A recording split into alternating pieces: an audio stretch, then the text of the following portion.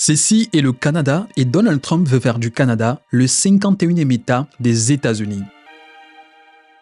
Ceci est le canal de Panama qui appartient au Panama. 5% du commerce mondial passe par ce canal et Donald Trump veut récupérer ce canal.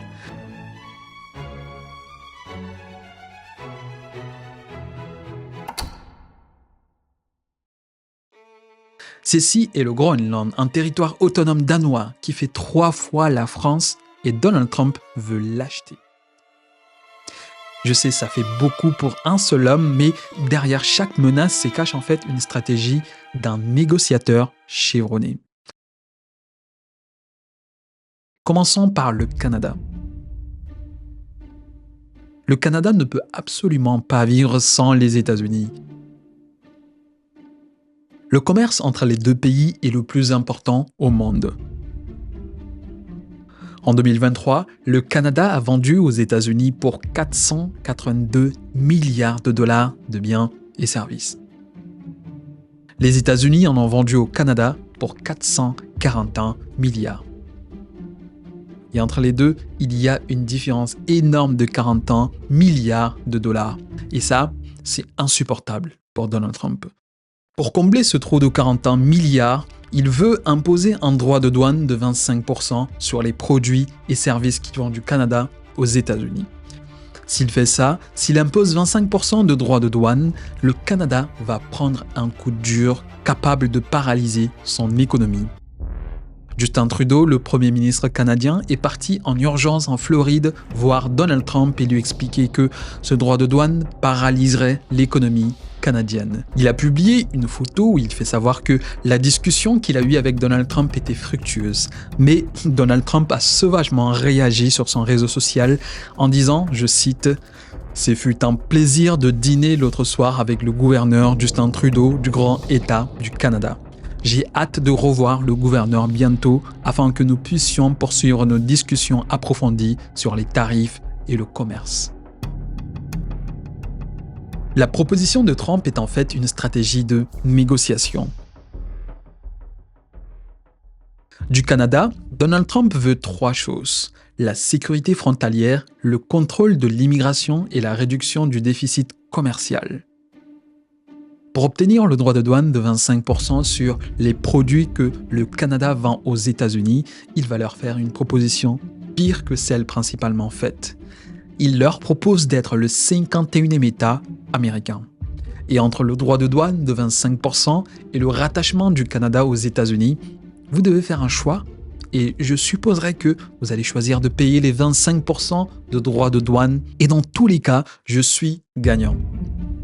Je vous impose 25% et si ça devient insupportable, vous pouvez envisager de devenir le 51e État des États-Unis.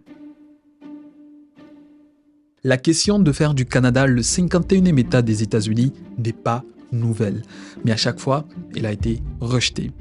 Donald Trump utilise donc la balance commerciale entre les deux pays pour obtenir des concessions de la part du Canada. Mais il semble oublier que les Canadiens peuvent aussi lui imposer un droit de douane.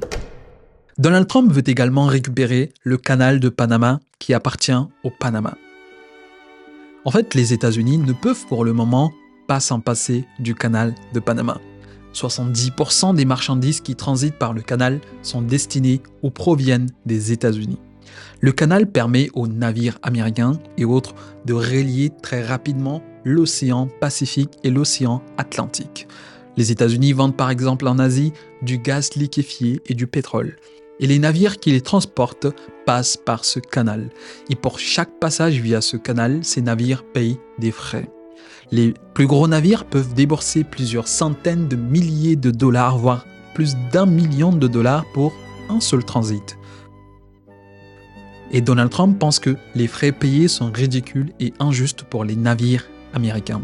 Après tout, ce sont les États-Unis qui ont construit ce canal en 1914 et c'était eux qui avaient le contrôle de ce canal jusqu'à sa cession au Panama en 1999.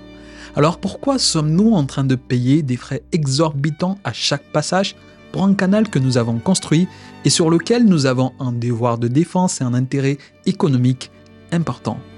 Et d'ailleurs, l'ennemi le plus puissant des États-Unis, la Chine, est en train d'avoir une main mise et une influence considérable sur ce canal. Par exemple, ces 2 terminaux à conteneurs aux 2 extrémités du canal ont été concédés à des entreprises chinoises, ce qui permet à la Chine de contrôler des points d'accès clés pour le commerce maritime mondial. Un autre exemple est le projet de construction de ce 4e pont clé qui est fait et contrôlé par une entreprise chinoise. Et dans cette zone libre de colons située à l'entrée atlantique du canal, se trouve un centre logistique crucial pour la réexportation des marchandises en Amérique latine et aux Caraïbes. Il y a une présence chinoise importante. Si la Chine a un contrôle ou une influence énorme sur le canal, les États-Unis craignent un scénario de conflit où la Chine pourrait utiliser son influence pour justement restreindre ou contrôler le passage des navires américains ou des navires alliés. Également, si la Chine pouvait influencer les tarifs ou les priorités de passage ou même la maintenance du canal, cela pourrait avoir des répercussions économiques importantes pour les États-Unis et leurs partenaires commerciaux. Et ça, c'est insupportable pour Donald Trump. Le président panaméen José Raúl Mulino a fermement rejeté les allégations d'ingérence chinoise affirmant que le canal est géré de manière autonome par l'autorité du canal de Panama. Mais Donald Trump veut également acheter le Groenland. Le Groenland est ses territoires très convoités par les puissances. Il est riche en ressources naturelles comme les minerais, le pétrole et les terres rares. Les terres rares sont extrêmement importantes pour toutes les technologies modernes qu'on utilise. Les ordinateurs, les smartphones jusqu'aux voitures électriques.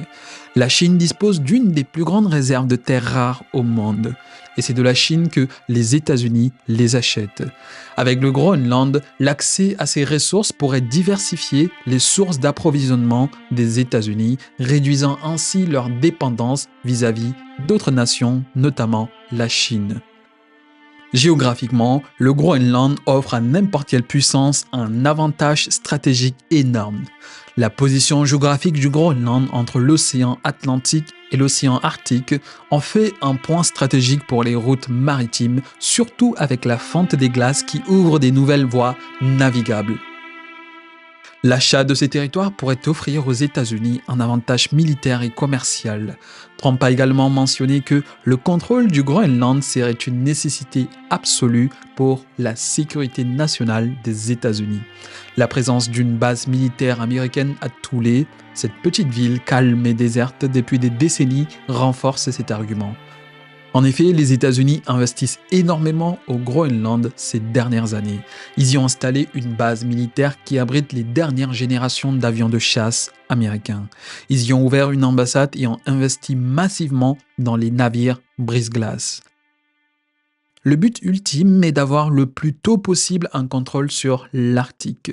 Avec la fonte des glaces, l'océan Arctique devient navigable et sera rapidement une route commerciale importante.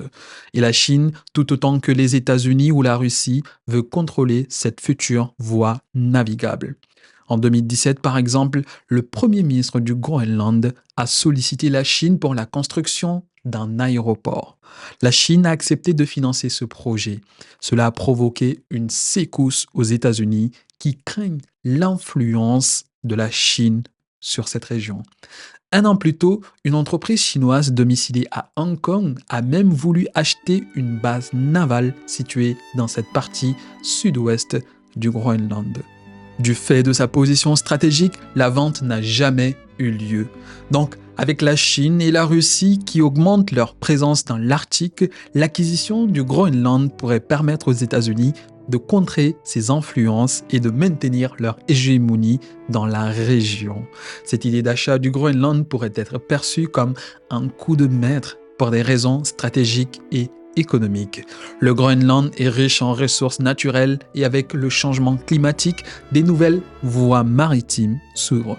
Cela renforcerait la présence américaine dans l'Arctique, une région de plus en plus contestée par des puissances comme la Russie ou la Chine. Pour ce qui est du canal de Panama, bien que cela semble moins probable, La reprise du contrôle du canal pourrait être envisagée comme un moyen pour les États-Unis de sécuriser une voie stratégique pour le commerce mondial. Pour ce qui est du Canada, Donald Trump finira probablement par imposer une taxe douanière ou, à défaut, obtenir d'autres concessions de la part du Canada. Le droit de douane est pour lui la meilleure arme qui existe. Il n'hésite jamais à s'en servir pour parvenir à ses fins.